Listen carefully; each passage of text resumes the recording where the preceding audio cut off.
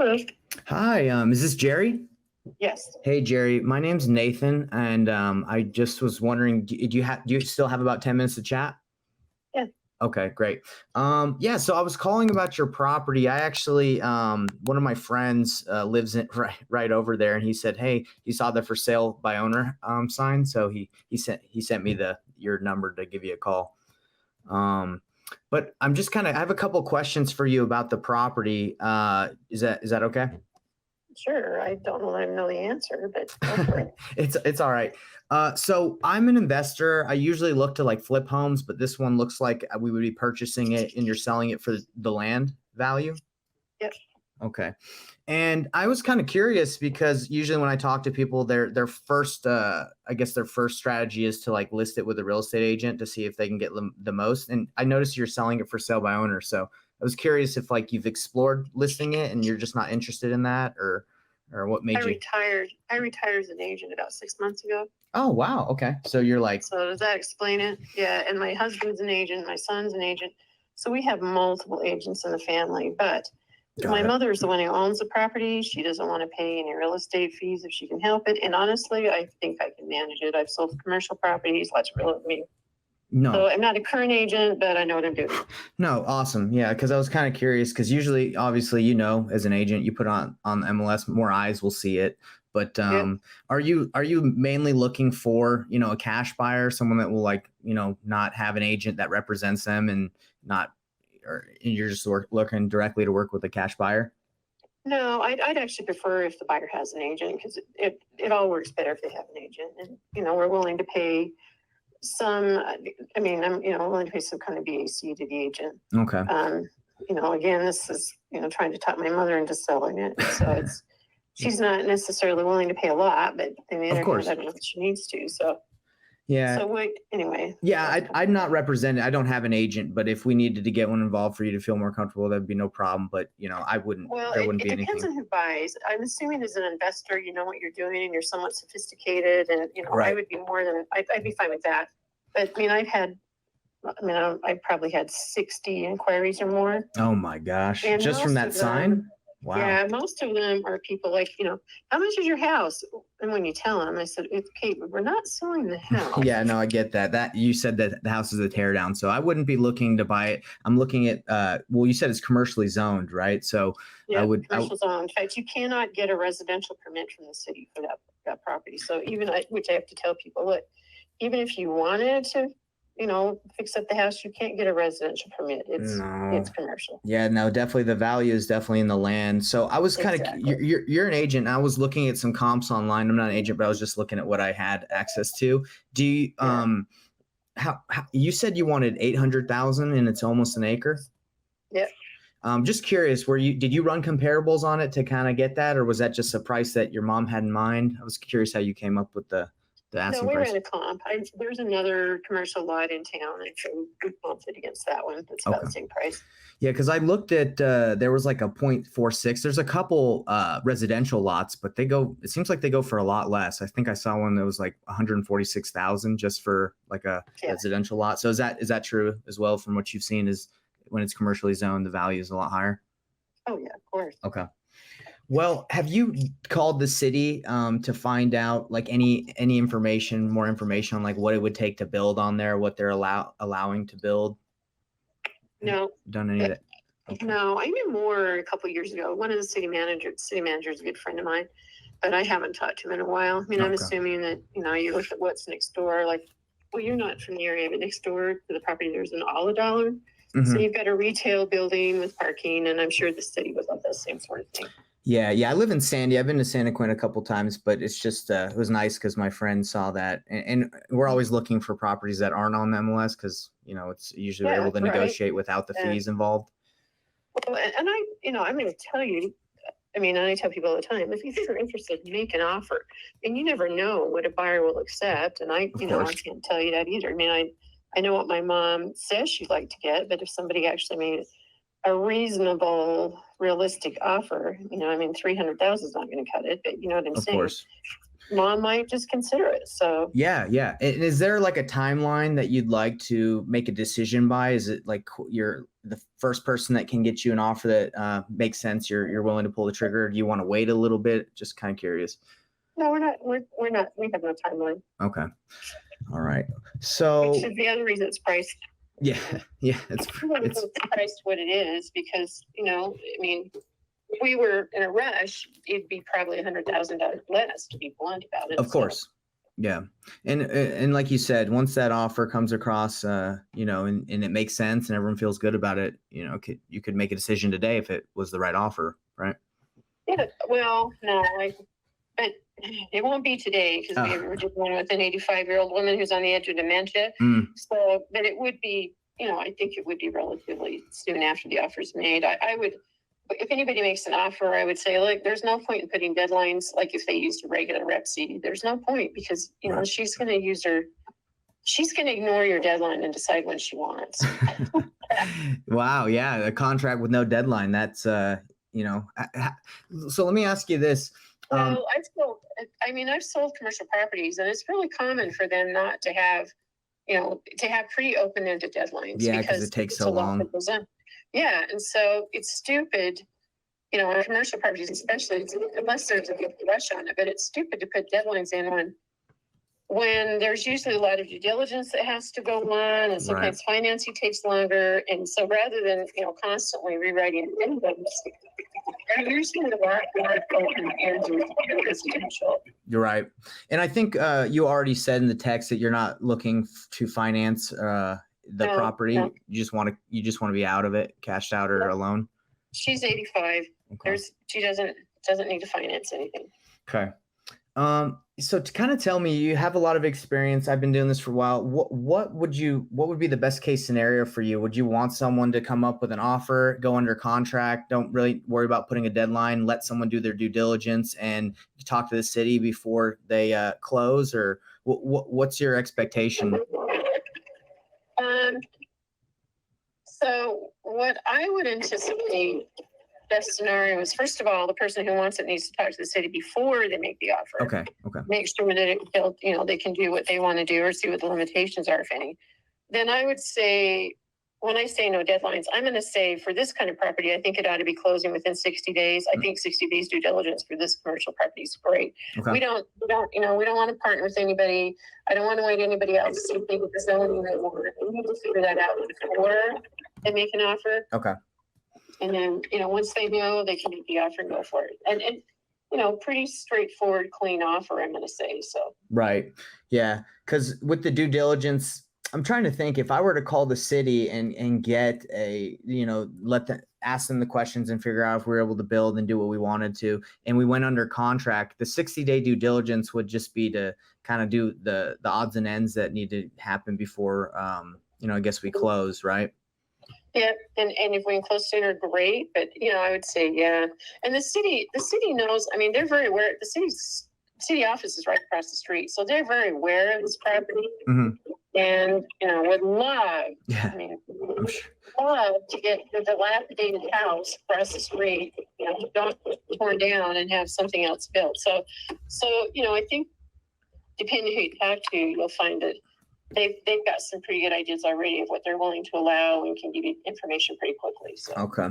Well, what I just very transparent with how I work. So I mainly work when I buy properties. I mainly look at like apartment complexes and to rehab properties. So I'm kind of newer to the land and developing, but I do have a couple business partners that do that. So my goal would be to reach out to them and see if we could partner on this opportunity.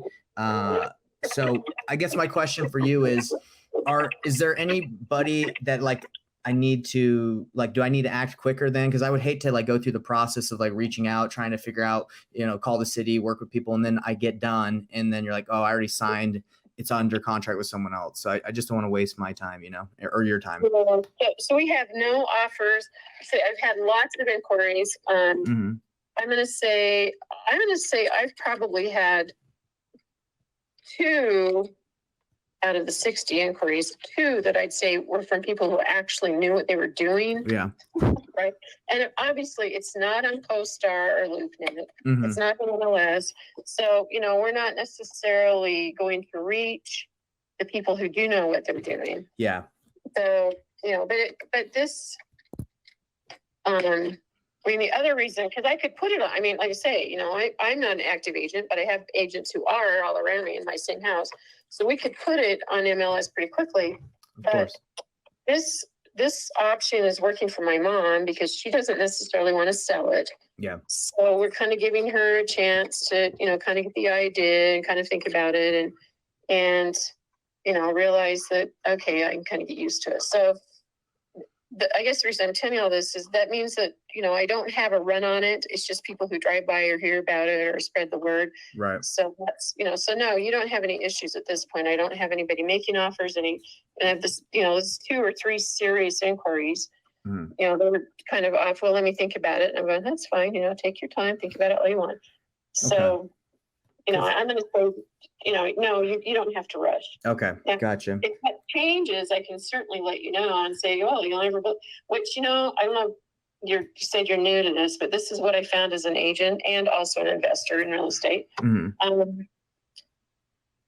About the time I tell you no one's interested, suddenly you have 6 offers, right? Yes. You're like, what? It sat for 6 months with nothing. So, that old thing about, once it's out there in the atmosphere, I totally believe that. No, that's true. And in my experience, like what I focus on mainly is if I don't know how to do something, I have a pretty good exclusive network through like going through a lot of coaching programs and knowing like going to meetups. So I know who does land. So my goal, if that'd be okay with you, is to reach out to them, see who'd be open to partner with me on this, and then try to take it down and go through that due diligence process even before we need to sign paperwork.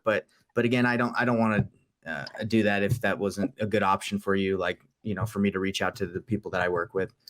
No, I'm going to say take the time you need to, because, when we sell this deal, I want it to go to somebody who does understand what they're doing. Do something. It's a great piece of property, and it's in a great location. And so I really like to see somebody get it who understands what they have and make the best of it. And so, no, take the time you need. Okay. There's nothing like Right. being smart before you invest. Yeah, for sure. And if you could just keep me in the loop, if someone does come and you're like, hey, we're thinking about accepting this, and then I kind of know I need to hurry a little bit, because again, what I focus on is mainly single family and apartments.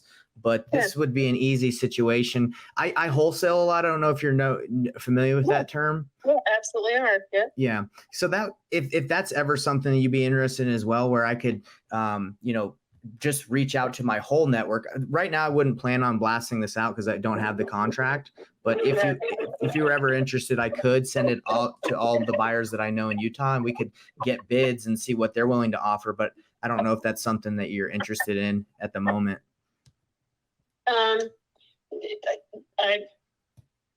I'm flexible. We're flexible, right? Yeah. Would that be something that because that's a lot of the time what I do is I tell a seller like, hey, look, this is where my price would be, but I know that there's a lot of buyers that can pay more than me. If we can sign an option to purchase agreement, which allows me to just reach out to my network like legally and say, hey, this is a property, what would everyone pay for it? And then I take those offers and then I present them to you. And then, if you like any of them, you can accept them, then we can proceed. But that's what I do a lot of the time when my cash offer isn't accepted. Well, you know what, I would say, I'm sure we consider it. Okay. I just have to have it, whatever we do, I'd have to make sure it's simple enough and clear enough for me to explain to my mother so she'll understand what we're doing and not get, frightened off or worried. Of course. The one thing we're talking about here, but no, I'm fine with that. Yeah, I don't think it would frighten her at all, because basically all we do is the option to purchase agreement says, hey, if we are able to find a price at this offer, then we can proceed if the seller, if you feel, like you're ready to go. And most of I'll be honest, they'll probably come in a lot lower than what you're wanting, but at least we would have like some concrete offers, and then, we can make the decision from there. Yeah, and then do you take a commission or something for that, or are you an agent? Or no, you're. I have the cash. I have the buyers pay my fee, so it doesn't Yeah, come out of what you have to pay. So, for example, if it hypothetically, if you want 800,000 and they offered 820, then they would give me, a portion of that. They would pay my fee. It's called a wholesale fee. They would pay my sign fee, so it doesn't come out of what you get. Okay, that makes sense. Okay, that's great. Yeah. I've seen things done in a lot of different ways, so that's So if that works for you, and the good thing about an option to purchase agreement is like it's not binding. Like if you don't want to sell it, like there's no problem. I'm not going to make you, but at least we'll have some options. So all I'll need is just your email, and I can if you could text that to me, and then I'd have to send it. I'll sign it, and I'll have. I don't know. Are you able to sign, or would your mom need to sign it? She owns it. She'd have to sign it. So, could I? The only thing though is time frame, because I know typically these kinds of deals you tie up the property. So, we wouldn't want it tied up for very long, because I know one wouldn't have. How long could you give me that you'd feel comfortable? I don't know. Let me talk to my mom and my siblings and see what they think. Usually, typically, within 14 days, I'm able to send it out to my network and say, hey, what would you pay for this? And no. So if 14 days would be fine with you, that would give enough people. Fine. Yeah, I was thinking we're not into 12 months or 8 months. No. Maybe 3 months would be, somewhat reasonable. But yeah, that's fine. 14, I don't know, 2 months or something, that'd be fine. Give you time to do your thing. Yeah. So 14 days would just give me enough time to get the interest in the offers coming in and them to do the due diligence. And then once we go with a specific offer, then they would want their specific 30 to 60 days to move forward. But this is just to gauge interest and say who's serious without you having to pay commissions or even put it on any of those sites. Yeah, I think that sounds really interesting. Yeah, I'll send you my email address. And then, like I say, I still have to run this past my siblings. Because between us, we kind of try to help mom manage her affairs. Okay. Yeah, and it's fairly simple. With 85-year-olds, it's like dealing with a large 2-year-old.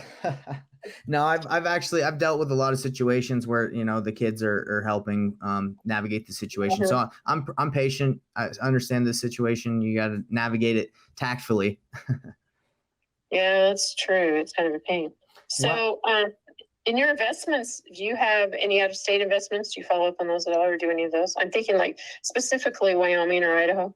I do, yeah. So I actually invest nationwide. So I have a deal right now in Colorado that it's a 12-plex. I come across quite a bit. So if you're a buyer or anyone in your family's a buyer, we could always we could connect on that way too.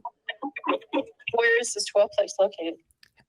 It's called Salina, Colorado. It's outside of Pueblo. Yeah. Are you familiar? Yeah. Yeah. So this one came from, so I run a lot of online marketing. This one came from our pay-per-click ad campaigns, and it's a seller that wants to sell his 12-plex, but we're in the middle of negotiating the price and everything. And then I was going to wholesale it, get it for a certain price, and then assign it to someone and make a little bit of a fee. But are you interested potentially in that? That would be interesting. Yeah. That would be cool. What the cap rate is? Is he sophisticated enough to actually have calculated a cap rate? Do you have any idea? I have the pro forma and the cap rate, and I have all that information. So if you're interested, I can also email it to you as well. The seller is open to financing the property. So if you're interested in picking up something in that area with terms, we could work something out. No, we'd probably be cash. Yeah. Terms can get a little shaky sometimes. Well, it depends, but I mean, we have some cash we need to do something with, and we actually pulled all of our investments out of Utah, and went to other states because we could get much better pricing. Cash flow way better. Oh yeah, much better. But we also live. Do you know where Flaming Gorge is? I do. Yeah. Yeah, well, we live there, which means we're right on the Wyoming, Utah, Idaho, or not Idaho, Utah, Colorado, That's amazing. I love that. So what I can do is if you kind of give me a buy box or an idea of where you're looking to invest, I teach people how to get started in wholesaling and real estate investing. And I also look for my own apartment opportunities, but I want Utah and you're saying you want out of Utah. So this might work good. I come across a lot of opportunities. Yeah, no, we pulled up. Well, funny story. So my husband had a couple. He had some real specialty clients that were investors who all had money in like annuities or mutual funds, and they pretty much pulled the funds out of all of those and invested in multi-units or in rentals with his help. And it's like, wow, was this ever a good thing to do? So yeah, one of those clients of his had 18 units in Payson. Yeah. That he was going to sell us, and we figured, well, okay, we'll pull out the funds that we have and put it into that as our final retirement move. Okay. And it was going to be like $1.4 million, and the cap rate was 5. It was terrific, but there was a lot of room there because the building was in. It could be rehabbed. Really, right. You said it was an 18 unit for 1.5.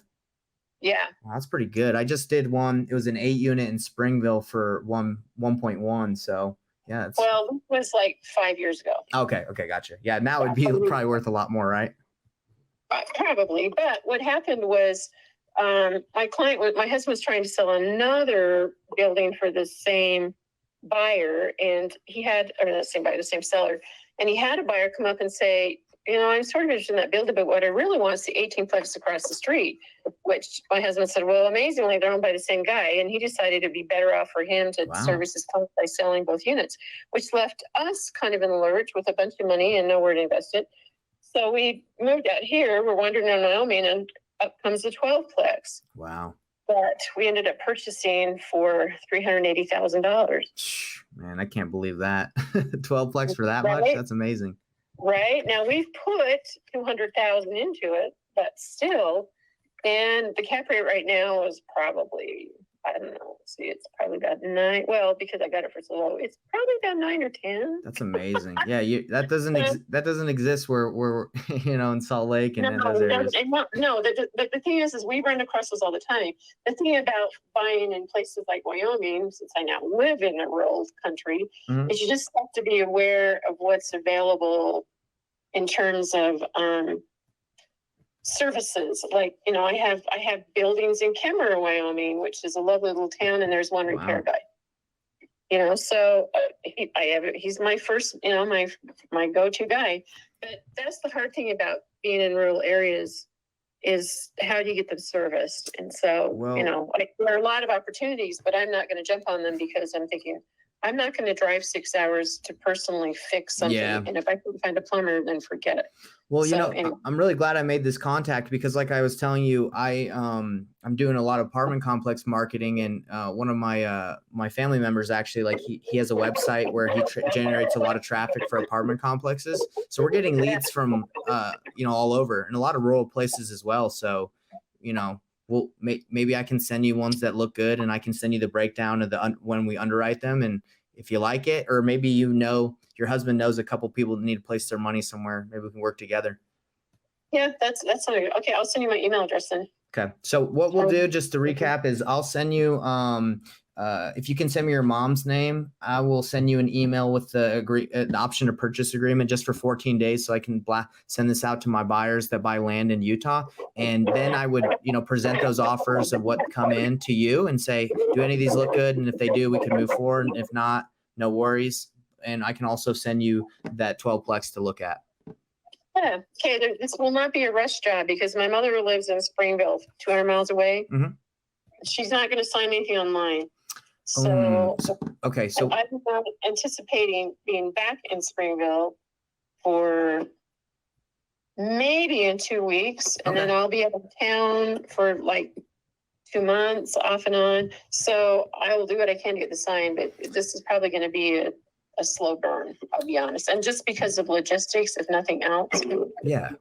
No, I understand that. Well, if it's going to be that long and I'm not really putting this online or doing anything like on the MLS or like on Zillow or anything, do you even care if we sign something? Do you mind if I just reach out and send some emails and some texts out to see if people would be interested, or would that be okay? No, yeah, I'm yes, if you can. I mean, if you come up with something, then we'll figure out how to get the contract signed. And yeah, because the purpose of the option to purchase agreement is just so we're on the same page. But verbally, if you're good and I'm good, I'm not worried about it.